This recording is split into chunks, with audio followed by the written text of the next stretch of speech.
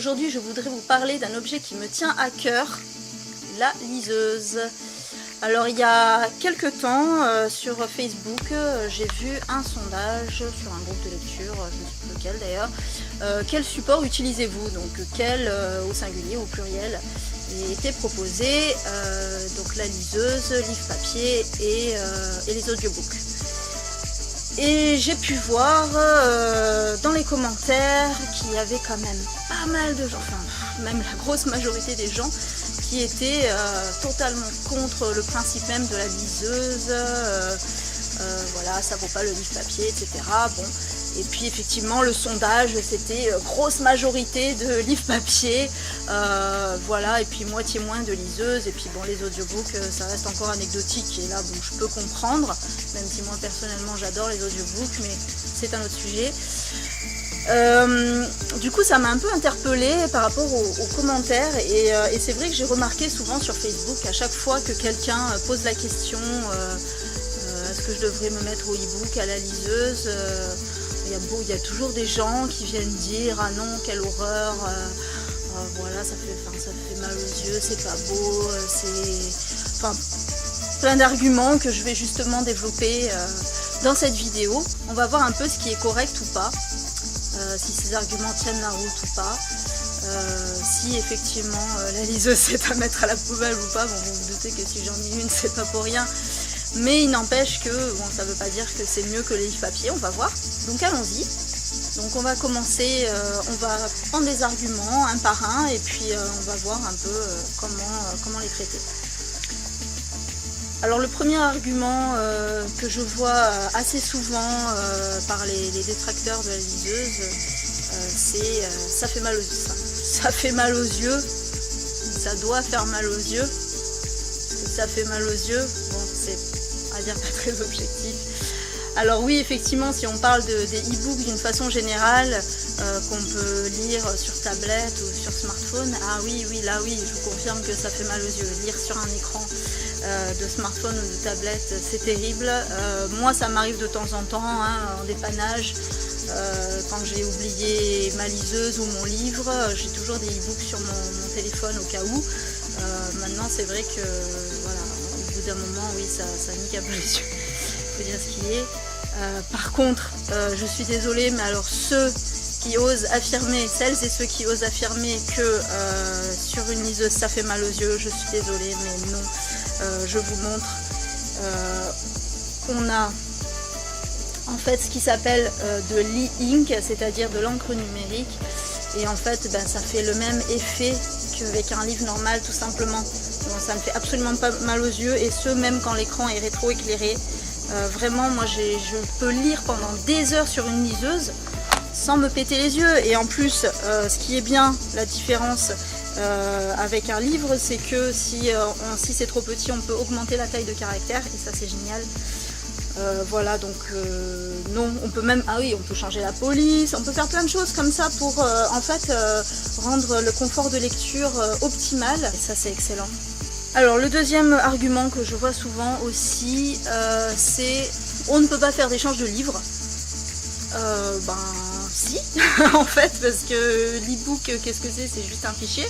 Donc si vous achetez un e-book, vous pouvez tout à fait le prêter, ou le donner en l'occurrence de toute façon à quelqu'un. Ce qui est problématique, c'est effectivement, donc ça je l'admets, enfin, le problème des Kindle par exemple, qui ont un format strict.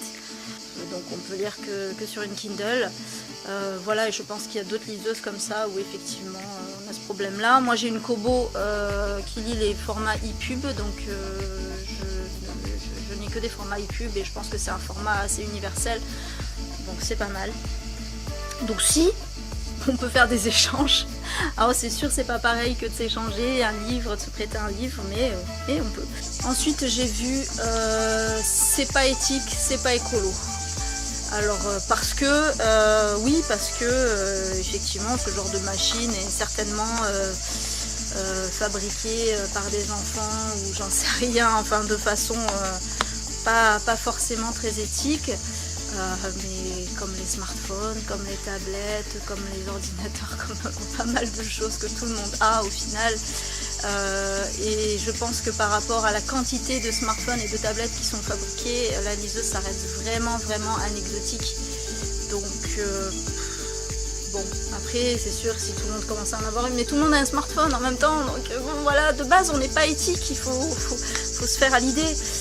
Ensuite l'argument c'est pas écolo, excusez-moi, mais qu'est-ce qu'on utilise pour faire des livres? Du papier. Et d'où vient le papier? Des arbres. Sachant le nombre d'arbres qui est abattu pour faire des livres, on ne peut pas trop dire que les livres soient vraiment écolos. Moi j'adore les livres, j'adore l'objet livre, mais là l'argument c'est pas, la liseuse c'est pas écolo. Ouais, non, en fait surtout par rapport au fait que dans cette petite chose là, on peut mettre des milliers de livres. Donc imaginez les économies en termes de papier. Ah oui, j'ai aussi vu l'argument, ça se conserve mal dans le sens où, attention, c'est du numérique, le numérique ça a une durée de vie limitée, voilà, on peut tout perdre, etc. Alors que les livres, au moins, c'est physique, c'est concret. Alors, comment dire, vous savez, dans les bibliothèques, il y a des gens qui sont là, en fait, pour protéger les livres et pour utiliser des techniques de conservation en fait pour les livres. Pourquoi? Parce qu'un livre, non, ça n'a pas une durée de vie illimitée en fait. C'est au bout d'un moment ça se dégrade et ce très facilement. Il faut beaucoup de moyens pour conserver des livres qui ont des décennies voire des siècles.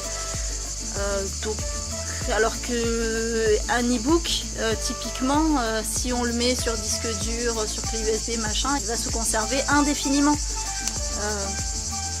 Donc non, je ne suis pas d'accord à ce niveau-là.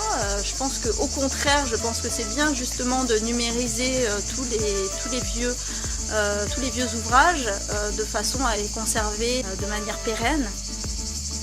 C'est important. Alors bien sûr, c'est pas l'objet en soi, je suis tout à fait d'accord.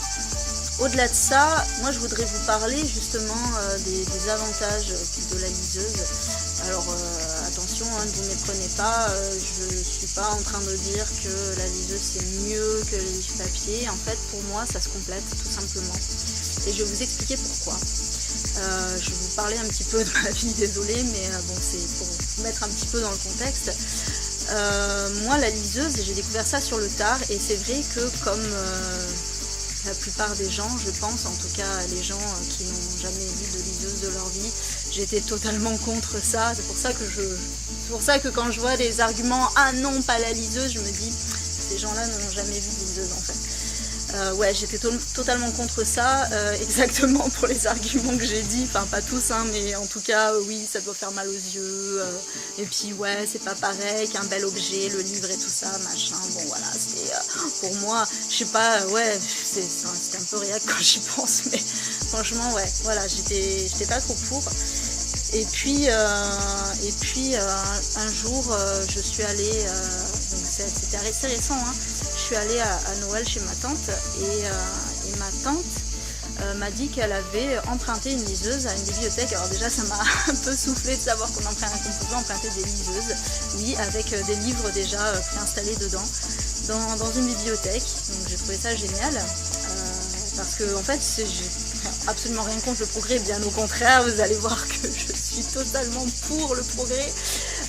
J'étais pas contre les liseuses en soi, dans le sens où j'étais pas genre ah non quelle horreur ça va remplacer le livre, non c'était juste pour moi je pensais que y aurait pas un grand confort de lecture et que voilà, c'était vraiment pour ça en fait, parce que lire sur un écran et ça pète les yeux. Donc, et puis donc elle m'a prêté cette liseuse.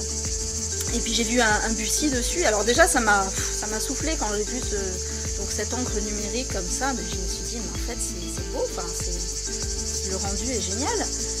Et puis j'ai commencé à lire mon Michel Bussy, un Bussy que j'avais pas lu, c'était N'oubliez jamais. Et je l'ai dévoré. Oh, mais c'était magnifique.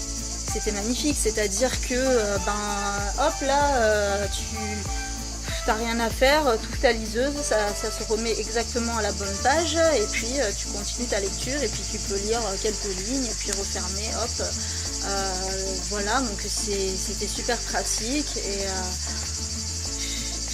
là je suis tombée amoureuse de ça, de cette liseuse. Et je me suis dit, il m'en faut absolument une, et du coup je m'en suis fait offrir une pour mon anniversaire. Alors j'ai choisi la Kobo après multiples recherches parce que j'ai vu qu'on pouvait mettre tous les formats dessus, donc voilà. Et ben depuis, dites-vous que mon rythme de lecture a doublé, c'est dingue. Pourquoi? Parce qu'en fait, auparavant, alors j'ai eu des périodes où je lisais quasiment pas, carrément. Hein. Pourquoi? Parce que, ou voire pas du tout, parce que chez moi c'était pas trop bien éclairé, j'avais pas forcément la lumière qu'il faut pour lire correctement, j'avais pas forcément envie de me mettre dans mon lit pour lire, j'avais envie genre de pouvoir grignoter en même temps, enfin voilà. Je trouvais que c'était pas pratique avec un gros livre. Donc voilà, donc finalement ouais, c'était en fait un livre, c'est assez encombrant quand on y réfléchit, même un livre de poche, parce que on ne peut pas. Voilà, alors je prends un livre, alors c'est la liste, hein, c'est le prochain que je vais lire, j'en ai parlé dans ma vidéo Pâle de l'été.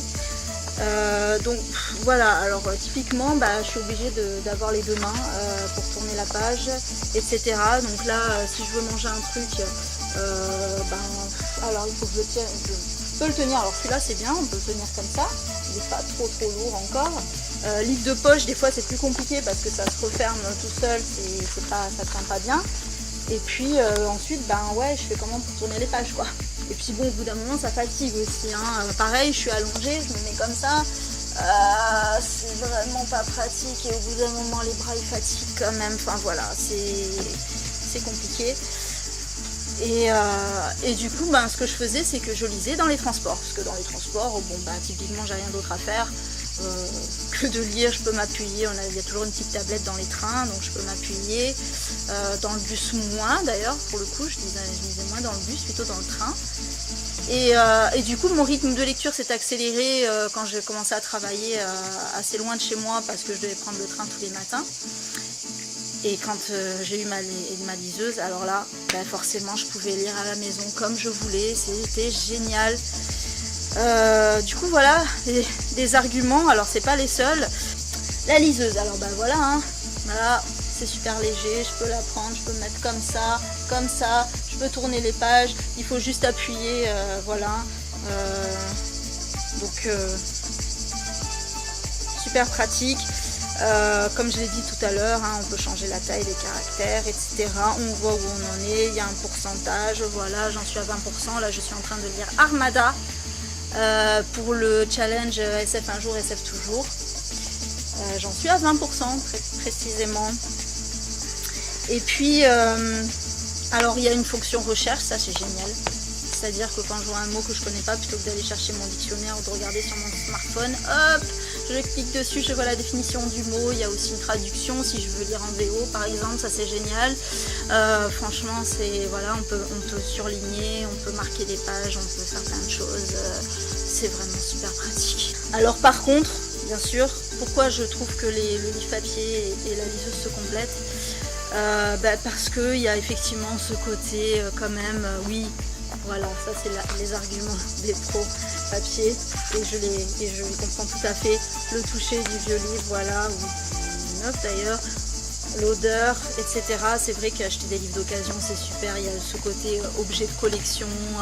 Voilà, moi chez moi j'ai une grande bibliothèque avec plein de livres, donc voilà, je ne délaisse pas le livre papier, loin de là, je continue à en acheter à Emmaüs, enfin voilà, ou même parfois neuf aussi, quand j'ai vraiment envie de lire un livre tout de suite.